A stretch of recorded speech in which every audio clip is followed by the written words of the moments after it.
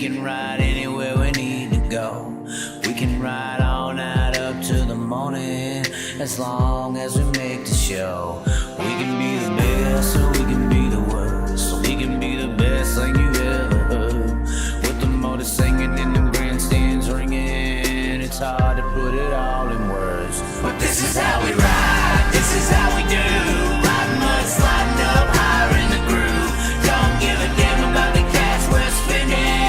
With the time we got, we choose to play it on the go, to stay out on the run. We all high, wild, and handsome. Ain't telling you what's right or wrong, or what to choose. Hey, but this is how we do. This is how we do.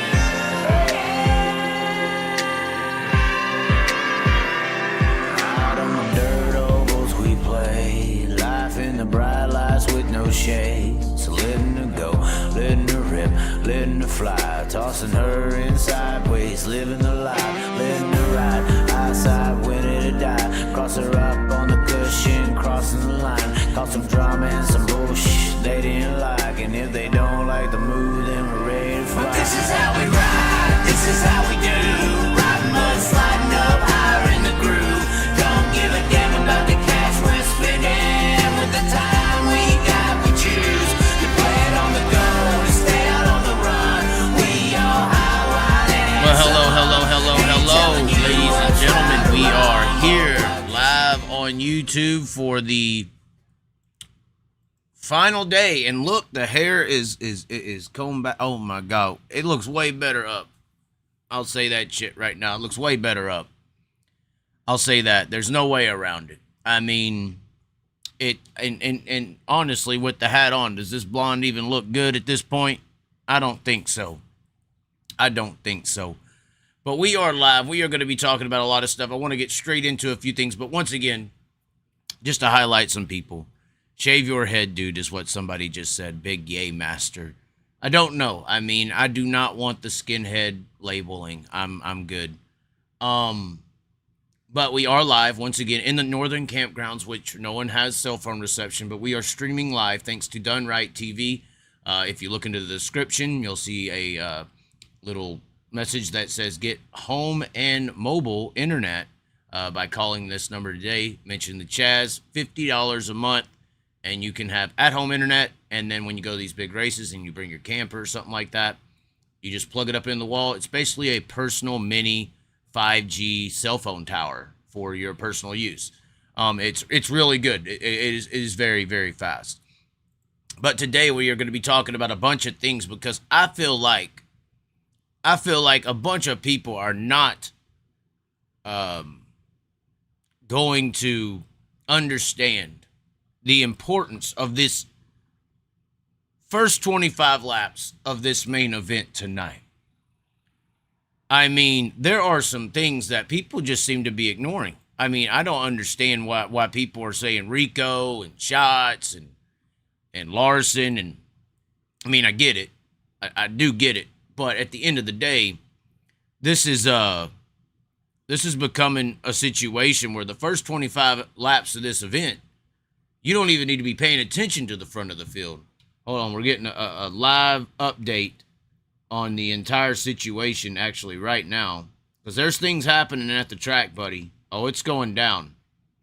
But we're not mentioning individuals on this show today. Or groups or whatever. Kind of waiting for the viewer count to come up. This is a live, so if you are watching this afterwards, verified live. So, unfortunately, we'll be waiting just a second. If people like the video, share the video. You should as well. Also, you can subscribe at any time. Make sure the notifications are on, and be sure to check. Also, maybe like the Facebook page, Long Live the Chaz over there. Go like my Twitter, the Chaz, Long Live the Chaz over there. Because I share these videos instantly, and I've noticed that some people have told me that no matter what they do, whether it's see first or whatever, on the notification setting for my channel, that they're not getting an update when we go live or anything like that, or nothing popping up on their phone, which is one of the things I thought I liked about YouTube. You know, I have 20,000. I have a Facebook page of 20,000 followers. Every time I went live over there, it would notify all my followers that I was going live. A notification would pop up on their phone that Chaz is live right now. Unfortunately, because I called my friend a slut in the comment section, I do not have access to that Facebook page anymore and haven't for 2 years. I just started this YouTube deal, really posting consistently in early 2022, late 2021. So we are a little bit behind on building this up. Somebody said, what I gotta pay extra to watch it? Outlaws hammering us fans. I don't understand what that means. Regardless, we're not going to pay attention to that. Let's get into the stuff that we wanted to pay attention to, and that is this purse. Obviously, one of the letterings in the little thumbnail that y'all clicked here was biggest purse in dirt. Now, obviously, we've had these $1 million races and things of the such that have trumped this this event just because of it's $1 million to win, and you just really don't even have to pay much after that. And you know, they're $2 million purse, you know. So, but at the end of the day, this Knoxville Nationals purse is one of the main reasons you get 100 sprint cars here. I mean, your first race of the day, this E-Main that's on your screen. I mean, 5th place in the E-Main today is going to get $100. Dead last is going to get $400. I mean, this is the bottom, lower tier cars you haven't heard about, seen really. These guys, you know, they're gonna at least walk away with 400, and look how the pay grade increases. You know, in a lot of races and a lot of events nowadays, and I tried to address this when I was in track management.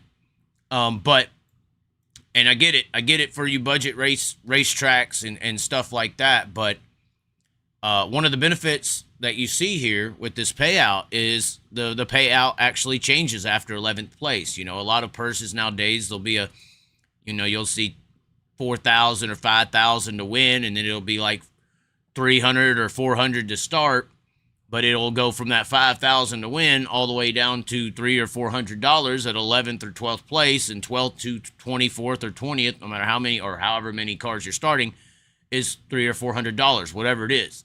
Obviously, you see here on this payout right here that every spot matters. I know in the Eldora events, you know, every lap matter format, and the qualifying nights here at Knoxville are very similar to that every lap matter format.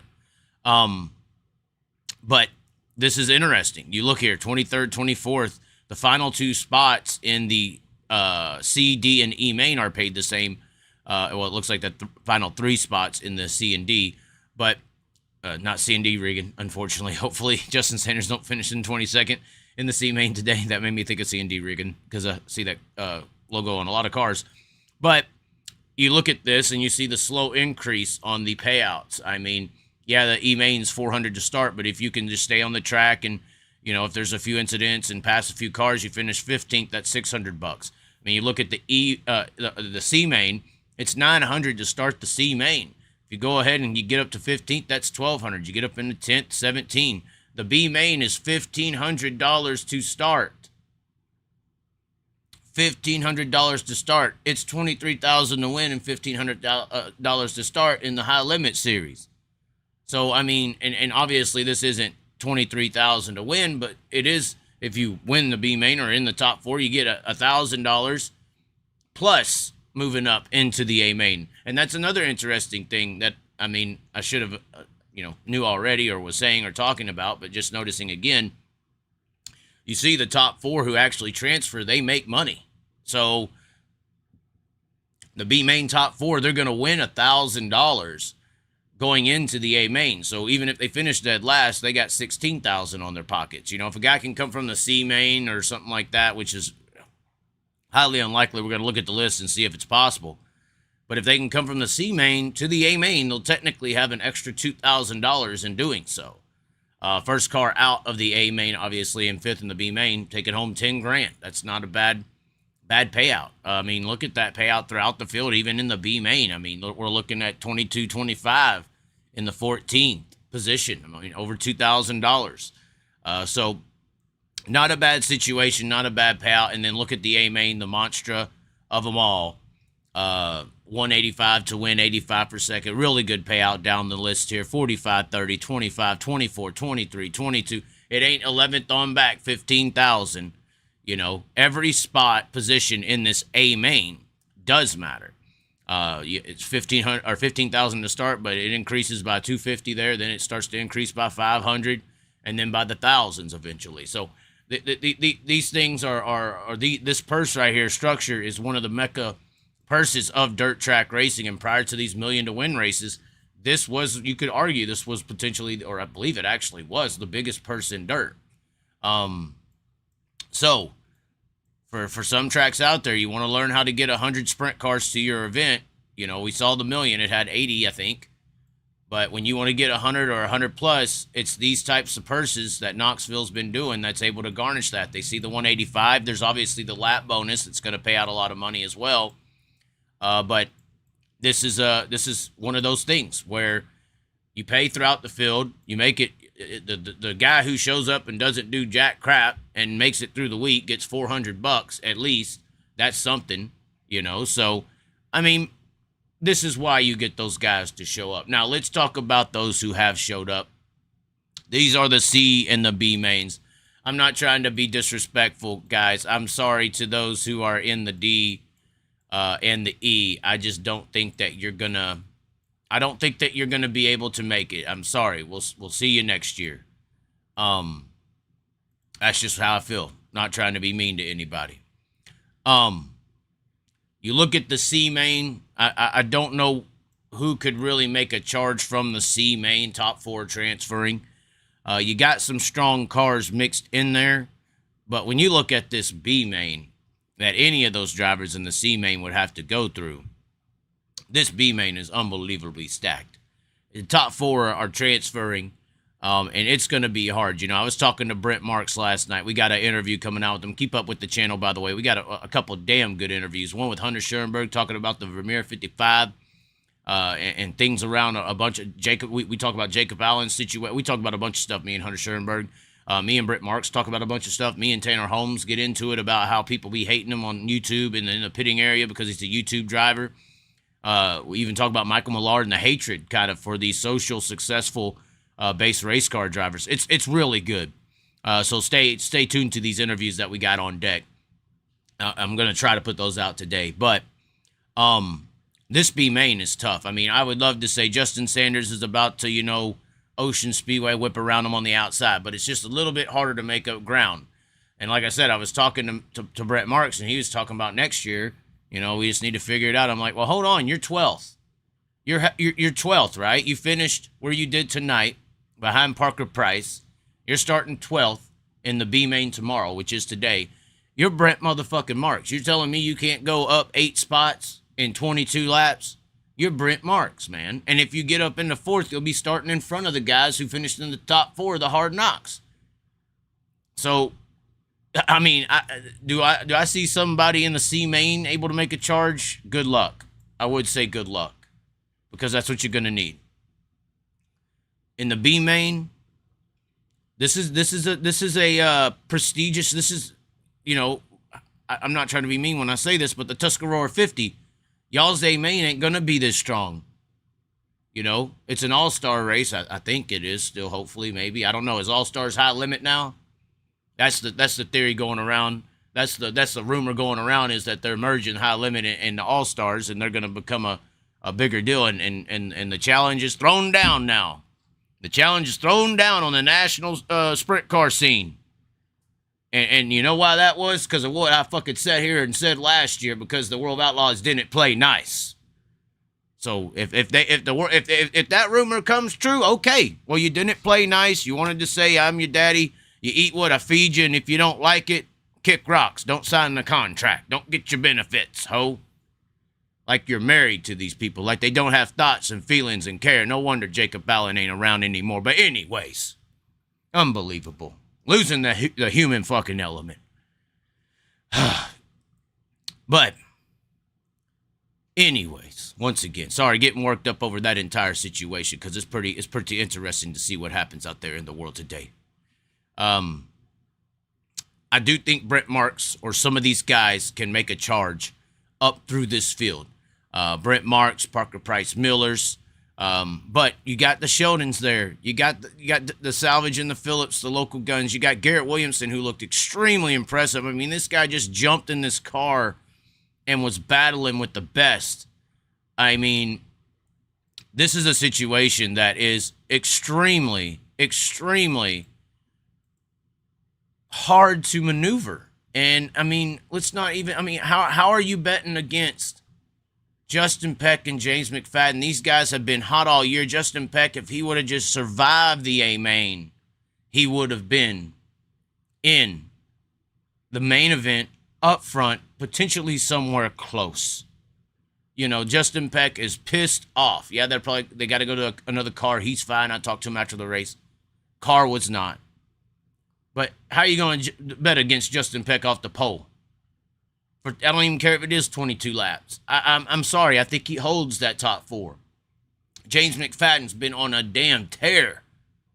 If James McFadden don't have those tire issues, he could be a potential World Outlaw Championship contender right now. You know, but for some reason, Roth has a big target on their back.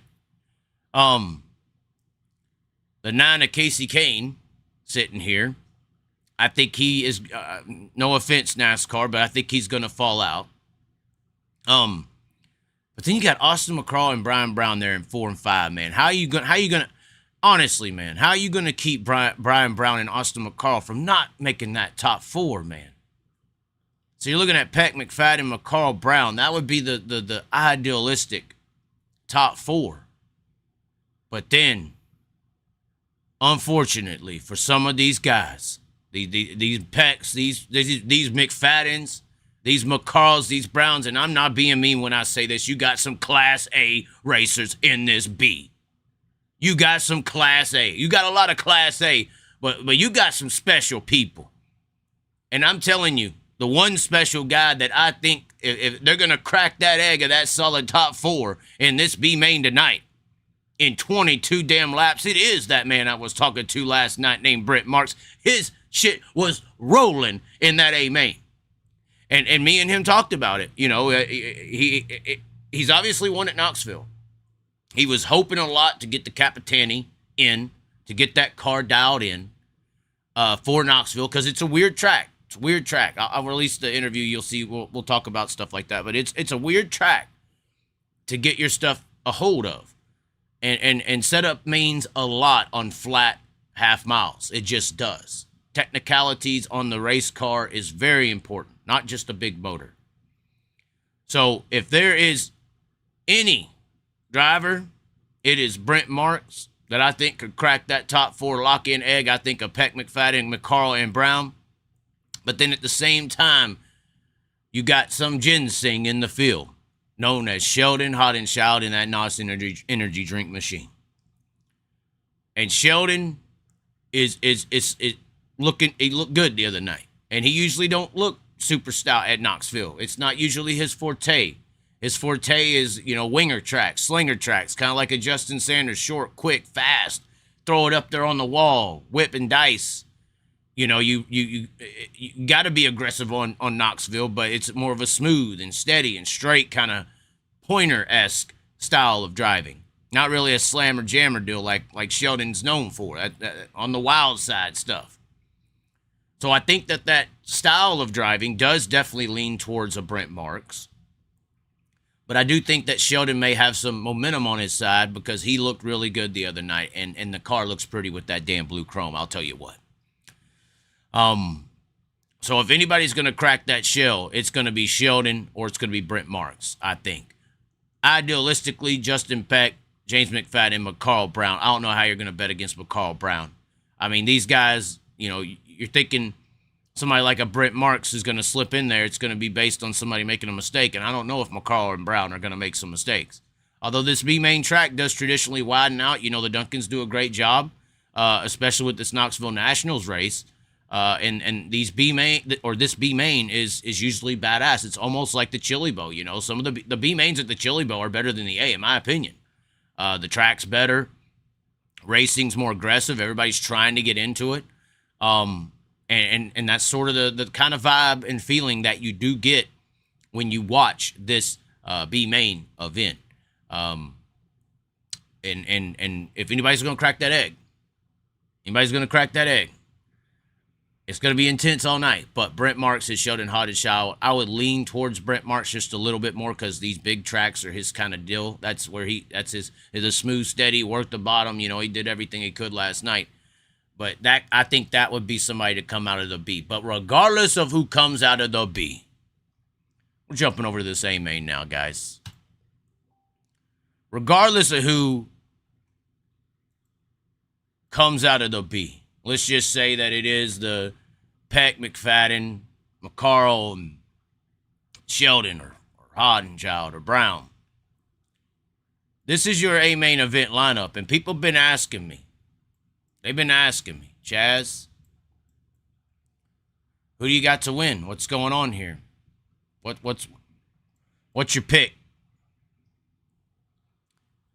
And I hear Larson, and I hear Larson, and I hear Larson.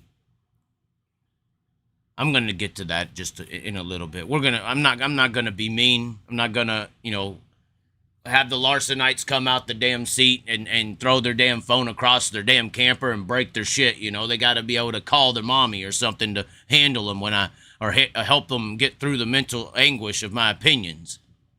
All these weak ass people out here in the fucking world can't take a damn joke. But anyway, at the end of the day, just an opinion, an American opinion. I got a right to it, and if you infringe on that right with any kind of physical altercation, we got jails for you people. But anyway,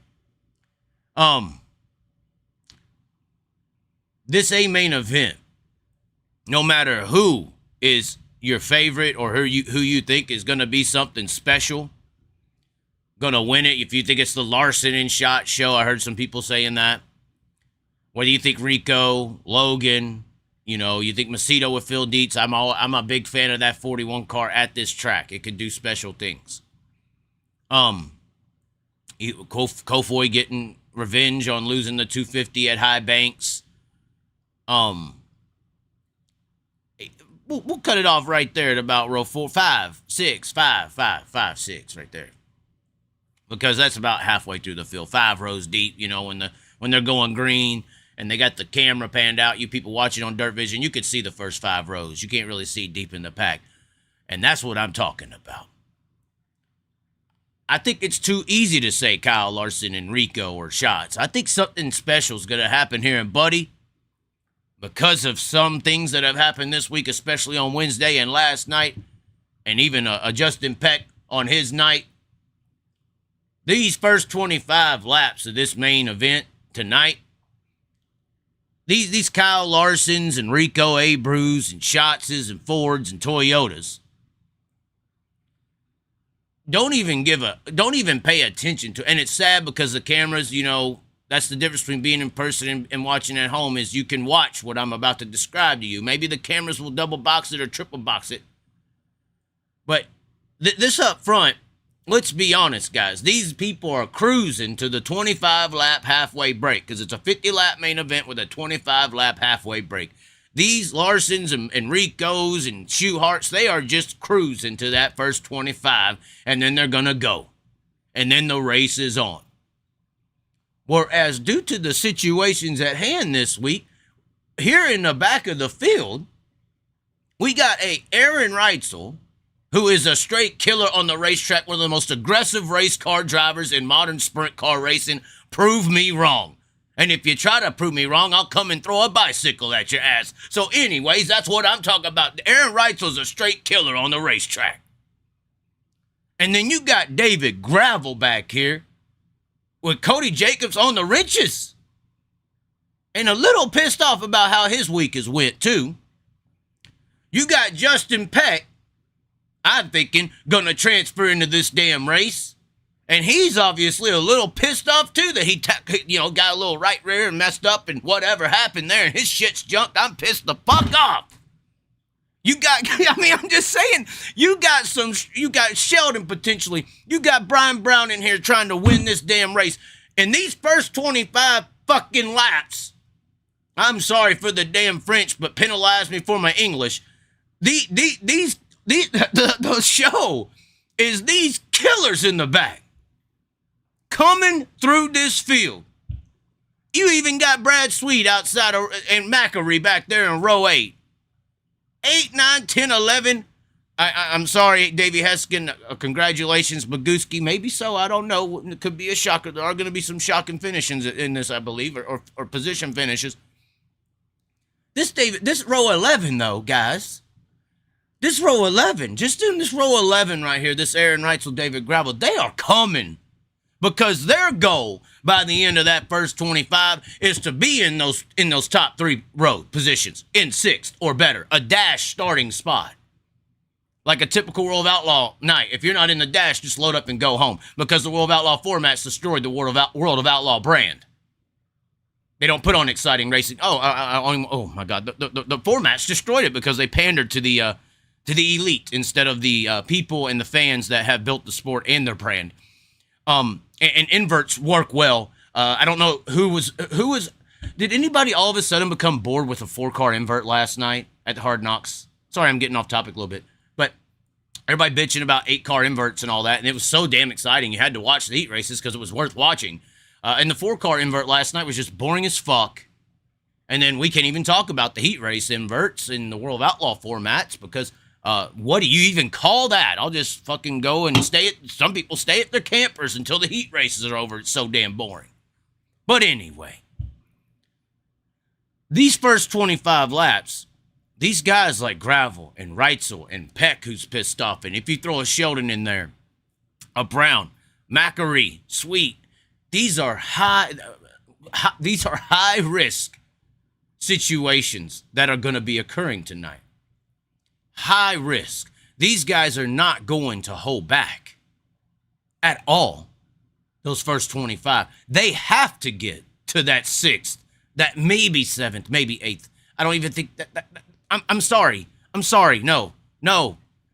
You need to get to the top 5. You need to get to the top 5. Any one of these guys, Reitzels, Gravels, Pecks, Sweet, you need to get to that top 5, buddy, because you got to deal with Kyle motherfucking Larson. You got to deal with Kyle Larson off the pole. You ain't got time to come from 6th or 7th or 8th and catch Kyle. It ain't going to happen. He's that damn good.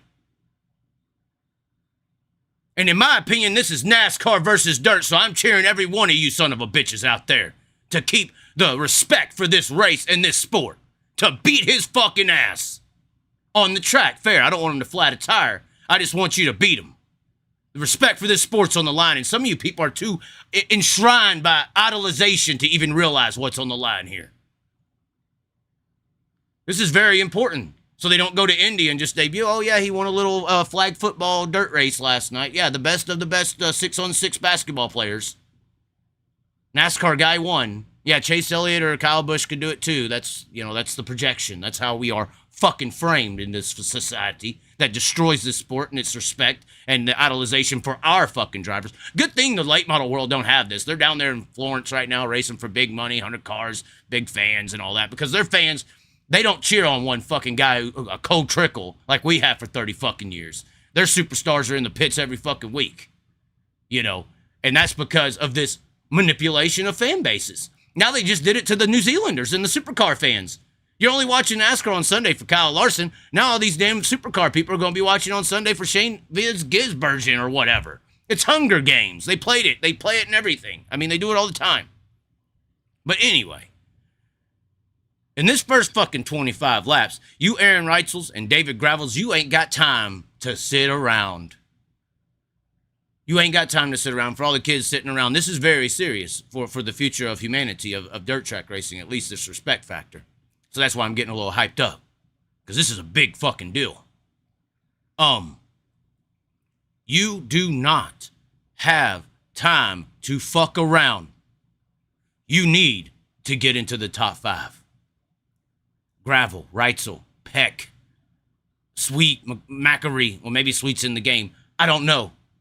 Even Corey Days, any of y'all, you have to get up there. You got Rico. You got Rico and Kyle working the system up there. I mean, they're going to give spots back if people come stopping. They're working for one another. You're dealing with Hendrick Motorsports kind of in a way out there. It's teammates. They're tandoing. And you got Donnie Shots, you got Macedo, you got Logan.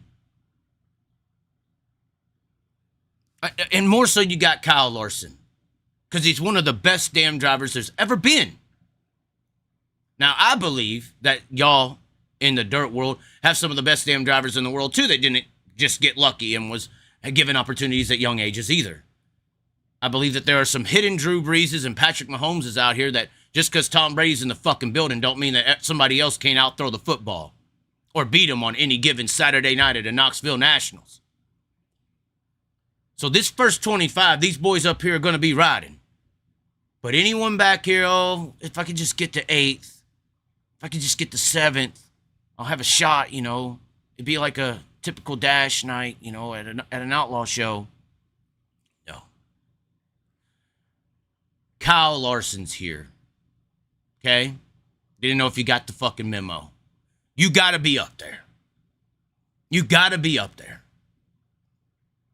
So these first 25 laps are going to be some of the most entertaining laps, I think, at Knoxville Raceway. Maybe something special will happen in the back end, and I think something special is. To me, this is too... Anytime you... Here's some obvious help for some of you people who can't understand the manipulation, the media game that I talk about, and have tried to educate you about, talking about Bricks and BlackRock and Vanguard, the real business, how these people move everything, how they own everything, how they manipulate us, the sheep, the people, sheeple. This is too... When something is so obvious, it usually never happens. When something is straight up and you're looking at it, and the world or something is showing you this, watch this. This is what's happening. Something is usually going on, and that is not the reality of the result of the situation. The result is what's happening behind the curtain over there. This is just the show on the stage. Even racing in its element is a part of the Coliseum. Keeps the peasants busy. But anyway,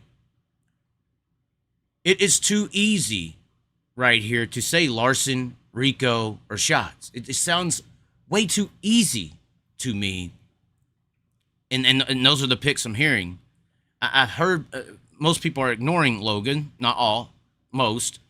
But that just seems too easy to me. It seems too obvious to pick a Larson or a Rico or a Donnie. It just seems too much like a decoy. So I think these first 25 are going to be unbelievable watching from the back. Hopefully Dirt Vision will keep an eye on this. These killers coming from the back, these pissed off drivers who know they should have been up front and they're mad and our only opportunity to win is to get to the top 5. I got to get up there before that first 25 is over. The Reitzels, the Gravels, the Peck. Not only is that going to be good, but in that second half, something's going to happen. And I don't know what, but something's just telling me it ain't going to be Larson, it ain't going to be Rico, it ain't going to be Donnie, and it ain't even going to be Schaar. It just looks too obvious. Now, I get worked up if Kyle Larson just comes out here and just fucking smacks us dirt racers in the face. And I get it, y'all see him as a dirt racer or whatever, and he probably truly feels that way. But how he's used in media and with these companies and corporations, they're using him as a pawn to continue a scheme. He's used. Well, he's bought and paid for, but it's the same damn thing in today's society. But it's very important that the dirt world beats him to beat the real house.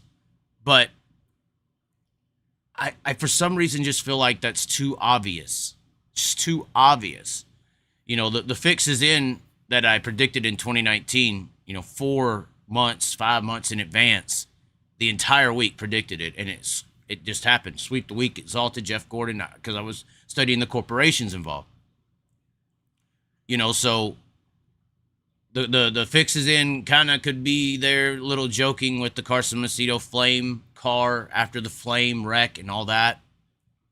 But I don't know. Man, it's so hard to. I want to say in that back half, there's going to be something crazy happen. I don't think that these favorites, though, the favorites are just, to me, too obvious in this situation to say Larson, Rico, Shots, or maybe even Schuhart. Even though I feel like Schuhart is flying under the radar.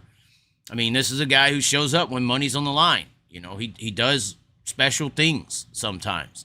He's got a bit of a chip on his shoulder. He wants to get back at Larson for losing at I-55. I'm sure. I mean, he won't. Nobody says that. Everybody's all kissy and lovey in the pit area, apparently. Nobody has rivalries or wants to beat anyone. Everybody's just buddies. But I would think that Logan wants to get one on Kyle in a buddy aspect because of the I-55 scenario. Logan obviously picked up the million. Shots looking for another W. Shots looked very good on his qualifying night. And he's one of the best at float in the middle. Race conditions will definitely dictate how this second half goes. I think that the track should be in great shape. We've had some really good racetracks over the last few years. 25 laps is tough, though, to have a good race, especially when you have these cars on a big half-mile track like Knoxville. And this is not knocking the track or anything like that, but this is unfortunately winged sprint car racing, ladies and gentlemen. And when you have a field with this many hitters and this much speed, and you only have 25 laps, that leader out front in clean air has a huge advantage over the field. He just does. And until he catches the back of the pack and loses some of that clean air, especially when you're talking about a Kyle Larson or a Rico or a Donnie, if they're out front, it's almost impossible to challenge them until they lose that clean air. And when we're talking about 25 laps in that back half and a potential caution 8 or 9 laps in, we're talking about maybe 3 or 4 laps in dirty air if something crazy don't happen, if there's not like a stack up in the field, because these aren't no slouches. Everybody's going to be on point. They're up to speed. And we need some lap traffic in wing sprint car racing, especially on these bigger tracks, to actually get to dicing it up with the leader. You can get it dicing up for second and on back because everybody's in the dirty air. But to get up there and start dicing with the leader on these big half miles, you got to get that clean air off that leader. And it's just hard to do that, I think, in 25 laps. I almost would like to see this Knoxville, and I know I don't run shit, but I would almost like to see this 50 get split up into a 20-30. 20 laps to start, 30 on the back end. Even NASCAR does that with their stupid stages. The biggest stage, I believe, is the last one, kind of the finale of the show. This half and half thing, especially at Knoxville, like I said, not trying to knock it. I mean, they're doing what they want to do, and it's cool. But at the same time, I just think that's really hard. That's not a lot of time to get to traffic. So maybe it's varied. I thought it was 25 and 25 when we interviewed David Gravel. It was 25-25. So, but I think it would be cool maybe in the future for that back half of the 50 lapper to be 30. First 20, second 30. Just because, and I think most of the drivers would agree, unless they're the leader, they don't like that it's 25 because it's hard to get to that traffic, hard for that leader to lose that clean air to even contend with them. I mean, you look at what happened last night, even with Reitzel and Gravel, they just got the traffic. Reitzel was just able to get up and to contend with them. And that's with the hard Knoxville guys. That's with some guys in there who's a little off the pace. None of these guys are off the pace. It's going to be extremely hard, even in 25 laps, if it stays green for the leader to catch the back of the field. That's how good these cars are. They're that even. And if the leader can't catch the back of the field, we're not going to see a pass for the lead. It's going to be real hard. Although there's always special things. Somebody could hit the bottom. It does benefit to see this be the second place car. Say Larson's running the top or whatever, and Donnie's running in second. He runs the bottom, and he sees that it's a little better than Larson. Well, now Larson don't know that unless he has a stick signaler or he's got one of those Apple Watches or he's got the nice little fancy two-way radios that I've been seeing.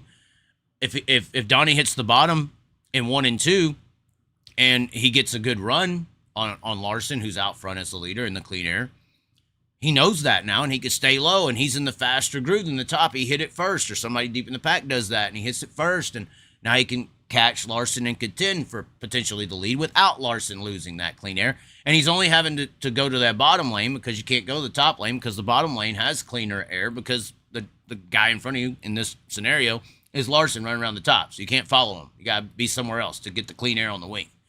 But still, it's really hard. The second half is going to be really hard. I am personally more excited to visually watch the first half. It is going to set up the second half a little bit.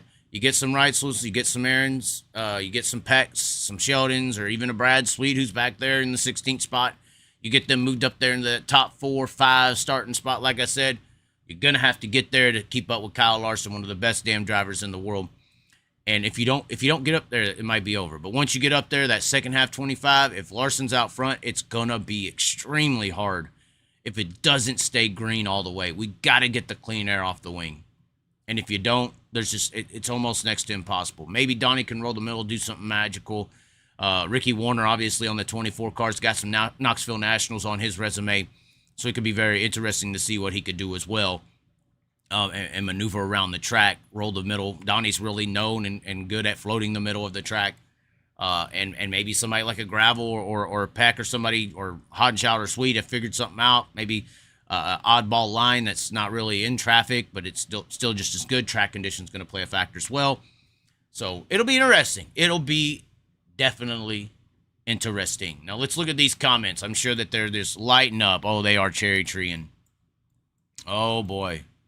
They are treeing over here. Logan won the million. They are all driving then as hard as they are now. Larson can be beat. It's happened before. I hope he don't win, but it is a tall order to beat him when he's on the pole. But that's also why I say that it is just so obvious. It is just it's too much of an easy bet. I mean, doesn't it seem like too much of an easy bet to place money on Larson? And that's the one thing, that's another reason why sprint car racing ain't mainstream, because of gambling. Any mainstream sport is gambled upon. Until we introduce gambling into sprint car racing, it will always be stuck in the woods, because that's what everything that you can't gamble on is located. But regardless, it looks like we got some relatively decent looking comments. Why are the folks still crying about Dirt Vision not including the Nationals? Month to month, they literally told you every broadcast and top of their site offer discount code for yearly renewal, etc. Yeah, I don't know why people are upset about that. I don't know at all. But anyways, ladies and gentlemen, I'm going to keep this short. Kind of other projects, other interviews, things that I got lined up, ready to do. Be sure to like the video, share the video, comment, and as always, be sure to subscribe. Once again, I want to thank Done Right. This is, I believe, our final live show we're going to be having here. And for DoneRightTV to be able to provide the internet, it definitely helps out. But anyways, ladies and gentlemen, thanks for tuning in, and we will catch you next time.